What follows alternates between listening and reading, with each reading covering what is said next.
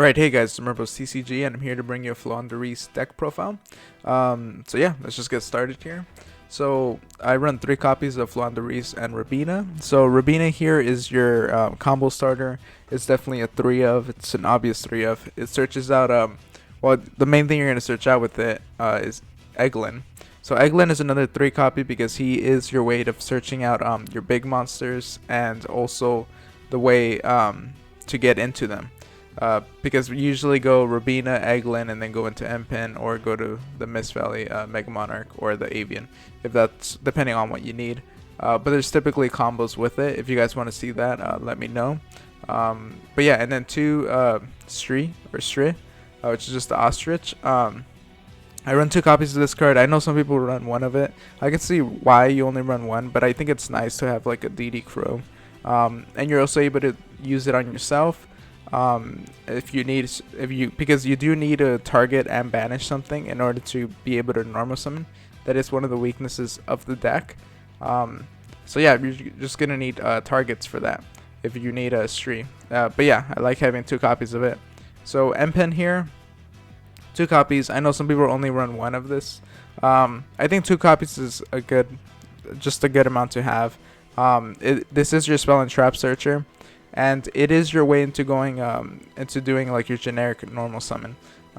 So I think having 2 of them is also nice because when you're able to normal summon during your opponent's turn, there is a possibility for you to summon another Empen and just get another search out. But yeah, I think 2 of is nice. If you only need 1, then just run 1. I know some people run 2 Ryzas, but I think 1 Ryza for me has worked really well. 1 Ryza is just able to bounce a bunch of cards from your opponent's field, as well as recycling cards on your side of the field if you want to do that. And it also, not only does it bounce it back, but it puts it on the top of their deck, which means that they are on a bit of a timer, and you're able to know more or less what they're going to draw unless they shuffle. But yeah, really good card, and I think this card helps the deck a lot. You could run 2 of it. I think 1 is perfect. Apex Avian, Omni Negate, that you could just normal summon into. Good card, but I think 1 of is definitely just it. 3 Shifters. So Shifter works extremely well with this deck. It's pretty much never dead for me, just because you're able to use Stri to banish like the leftover cards that you do have in your grave, because you're usually not going to have that many in your grave. But yeah, Shifters especially good against like any deck. Just being able to keep them away from their grave is extremely efficient and really good. And yeah, 3 copies I think is incredible. And here is the dogmatic. Let me see. Token was over here. I don't know why he went all the way over here.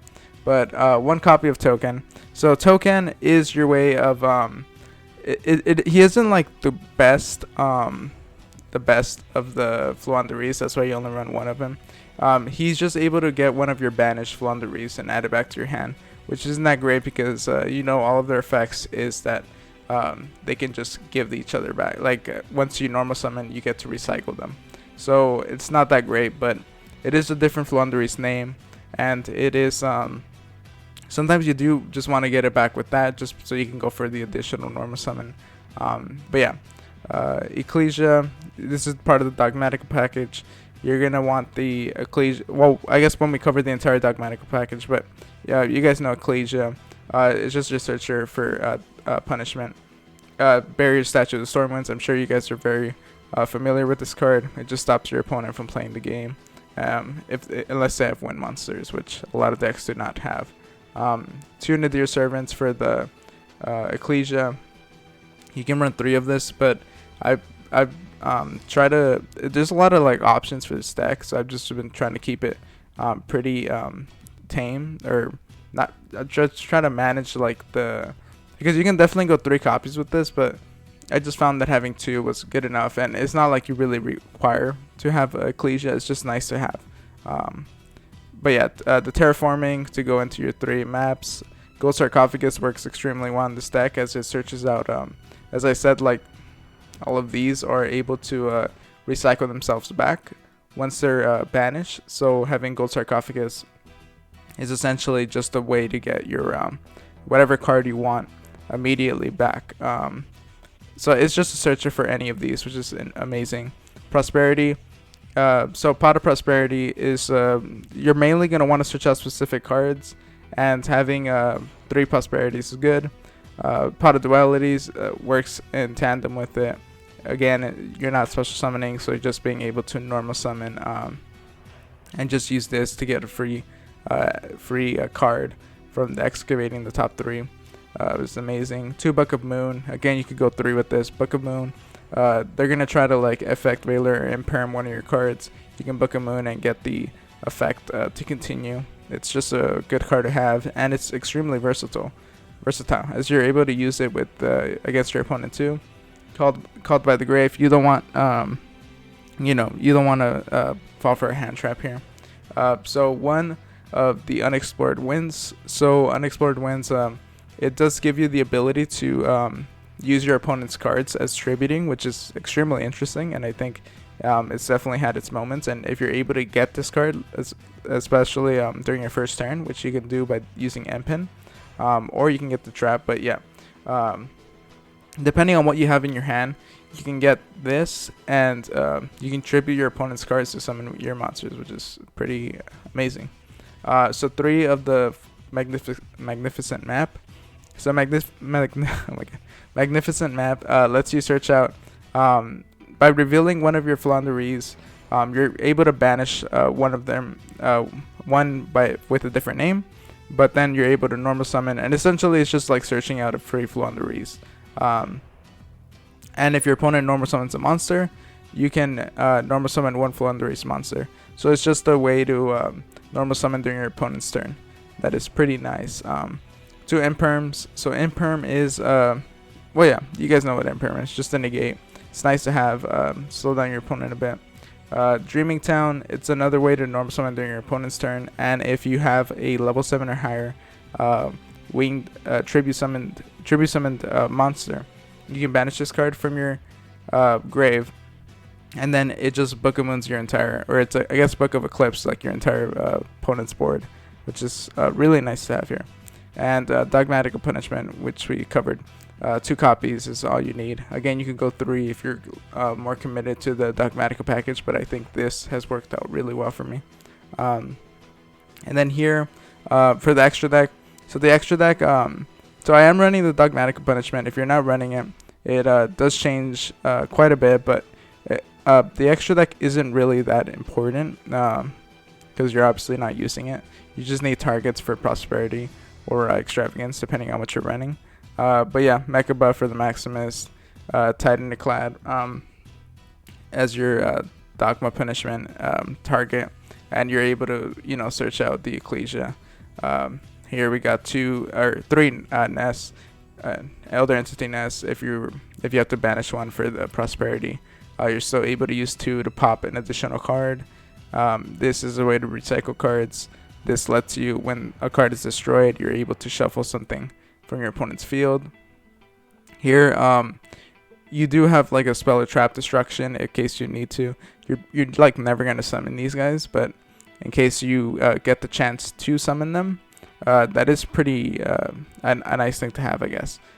Destroy a spell or trap, attack directly, and then go into Downward, and then Zeus. If that's only like in your 3rd or 4th turn, or you happen to have these guys out, because they do lock you out of special summons. But if you happen to have some extra out, boom, that's some things you're able to use there. So 3 Shurag. So Shurag with Dogma Punishment, you are gonna have banished cards, and then you're gonna be able to search out pretty much all of your level 1 winged beast, which is really good. That's why I run 3 of, in case you need to banish the extra one. Anima, in case the same thing as these, you're pretty much never gonna use them, but if the chance arises, then you're able to take one of their monsters. But yeah, that's pretty much for the deck. I do want to go over some other options if you guys want to see. So here we have Snow. So Snow is a lot of people don't like to run this card, but I think it's a nice card where you are able to banish 1 card from your hand and then change all special summon monsters from your opponent controls to face on defense. I think it's nice if you don't have Ryza, as it is a cheaper alternative, and I think it's cool to try to include it if you can, but I can see why people don't want to run it. it's not really that great. But I think it's cool to just have in here if you guys want to consider running it. So Ghost Reaper and Winter Cherries. So this card is an interesting sideboard card. It depends on how you structure your extra deck. But if your extra deck is filled with a bunch of meta monsters, like if you're not running Dogma Punishment, you can just put a bunch of meta cards like Construct, or you could still continue to have the Mechaba, Shen, or whatever you want, and then just have this card here as you're able to. I would just run this in the side deck unless you know you're only gonna battle like meta decks. But yeah, you can discard this card, reveal one card in your extra deck, then look at your opponent's extra deck, and also banish all cards in their extra deck with the same name as the revealed card. So again, it's just a way to just lock them out of cards in their extra deck. So yeah, I think it's pretty cool. The third Nadir, Pot of Extravagance, as the quote-unquote cheaper alternative. It is cheaper, and it is getting a reprint. But yeah, it's just another option if you're just trying to go for the draws. For me, I'm just trying to get into specific cards to continue my plays. The third Book of Moon is definitely an option. It is a really good card. It's just that main deck is super tight right now. But yeah, you can decide on that. Crossout Designator. Again, if you're not running the Dogmatic Punishment, the Dogmatic part of the deck, you can just run Crossout Designator. Add a few more hand traps in here. Crossout Designator also works interesting with the deck because it does banish the card face up.